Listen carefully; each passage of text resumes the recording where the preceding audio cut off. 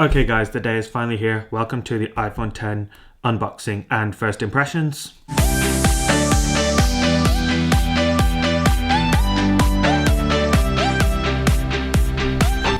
What's up my viewers, it's your boy KA touching down once again, and as I said, today we are going to be unboxing the iPhone 10.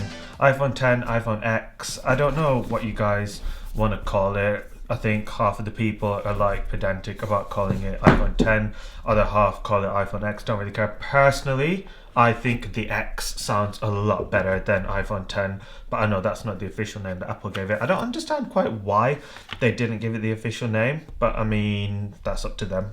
They have their ideas. So before we get to the phone, let's just do a quick what's in the box.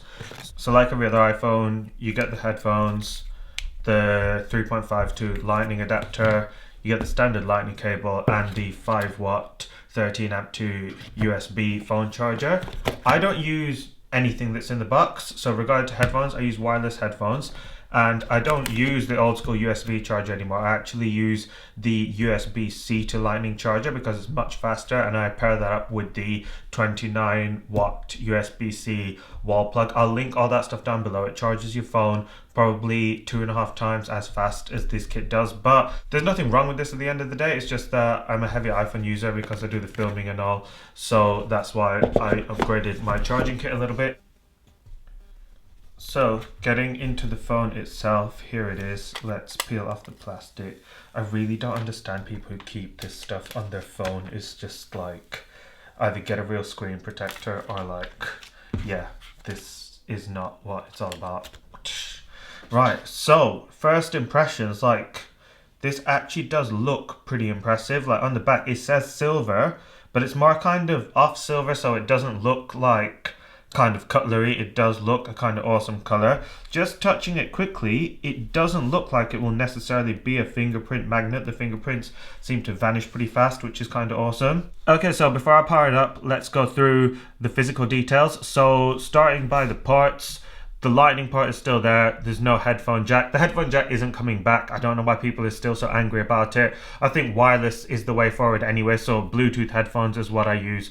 They're awesome. They don't take that much battery these days, so that's pretty cool. One thing I'm not very happy about is it's still a lightning port, which I don't understand why Apple have done this. USB-C seems the way forward. They've admitted that by updating all their MacBook Pros to have no other parts. I know you have to use adapters for a little while, but considering not everybody updates their phone once a year, I really don't understand why they didn't put a USB-C on this so it can communicate with everything pretty nicely. It would have made life so much easier. I'm hoping they fix that next year.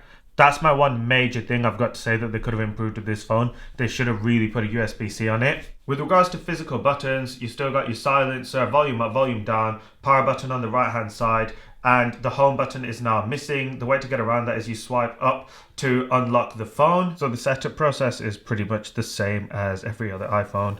The key difference this time obviously being Face ID instead of Touch ID.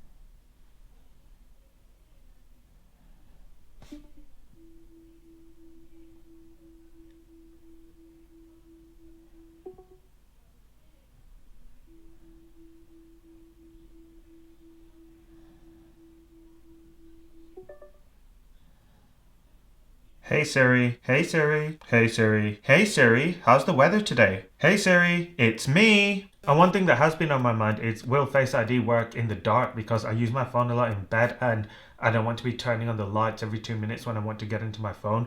So let's give that a try.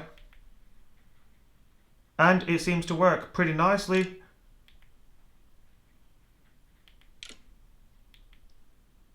So 3 times and had no issues there, and the room is pitch black. The only light that this room is getting is from the iPhone. Okay, so at the moment I'm looking at the monitor and the phone remains locked. Now when I look at the phone, it unlocks pretty straightforward, so that's good. And Apple do say that you can't use a photo, or when someone's asleep it won't work, so that's a really good thing. If you do have an evil genius clone that wants to get into your phone, that probably will work. So don't give your DNA to a cloning facility is what I'd say if you don't want anybody getting into your phone. If you want to get to the control center, you swipe down from the top right. If you want to get to your most recent notifications, it's the top left.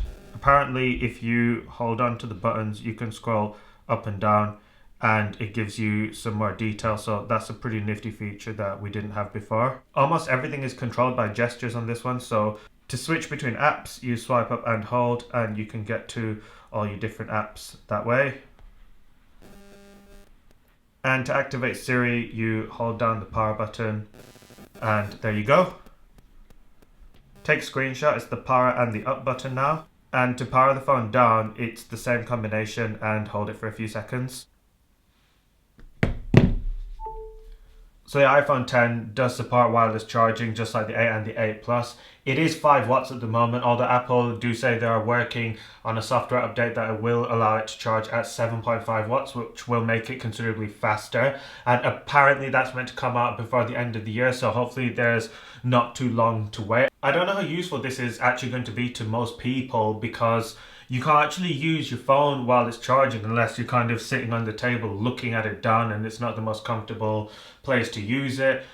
I think the best use I'm going to get out of it is obviously when I'm in the studio, I can just put it down on the table and it'll charge. But I don't think I'd keep this next to the bed or anything. I'd rather just have the cable charging it and then I can pick it up and check it as I need to. I also get the feeling that Apple rushed the whole wireless charging thing because it only charges at 5 watts at the moment and their own AirPower wireless charging device isn't quite ready yet. Like, something about that just screams like they're rushed to push it into production rather than waiting. But I will give it a chance because you never know, and hopefully it will improve throughout time. So I've got to say I'm really impressed with the screen. The colors on it are really sweet. It's a 5.8-inch OLED display, which is actually the biggest of any iPhone. It's even bigger than the 8 Plus, although it may be rather deceptive. The only annoying thing about it is that even though it has the edge-to-edge infinity display, a lot of the apps aren't optimized for it. So going through Spotify, it's not using the whole screen. And I don't really like that. I think developers, especially the bigger ones, should have been on that. Like, we should get the whole screen out of the phone. YouTube kind of uses the whole screen, but then when you actually play a video and go into full screen, it doesn't use the whole thing. Now, I think I've seen a way that you can make it full screen and it just kind of cuts the notch off, but I've not really checked that too well. So I'll get into that a bit more when I do a full review of the phone after I've used it for a week or so. But in terms of quality, I really can't put it down. It has amazing optics on it. The colors are really nice and defined. And one of the more exclusive features on the iPhone 10 and emojis, let's turn me into the piece of shit that I know you guys all think I am. It's every day, bro, with the Disney Channel flow. 5 mil on YouTube in 6 months, never done before. Past all the competition, man. PewDiePie is next, man. I'm popping all these checks. Got the brand new Rolex, and it matched the Lambo too. And they're coming with the crew. This is Team 10, bitch. Who the hell is shipping you? That's really cool, the way it copies your expressions and everything. They've really done some genius with the Face ID camera. I don't know how many people are going to use this feature, but it's pretty cool that they've thought of it. And finally, onto the part that I'm most excited to talk about, the camera. So this can record 4K at 60 FPS. 4K at 60 FPS is madness. My A6500 can't even do that. The highest it can go is 30. So I really can't wait to put a video out at 4K in high frame rate on this. Obviously, I'm going to have to save that for another time. I can't really test video mode out too well because there's not much to film in here. But the camera is meant to be pretty cool. It's got the new portrait mode feature. And what that does is it gives you an awesome depth of field effect. And yeah, that's all I can show of the camera for now, guys. I will do a more in-depth review of the camera when I've got some interesting stuff to shoot. And yeah, guys, I think that is where I'm going to wrap this up. It's only a quick first impression, so I know there's not a whole review. First impressions though, I do actually love it. I think it looks amazing. It looks much better than I thought it was going to look.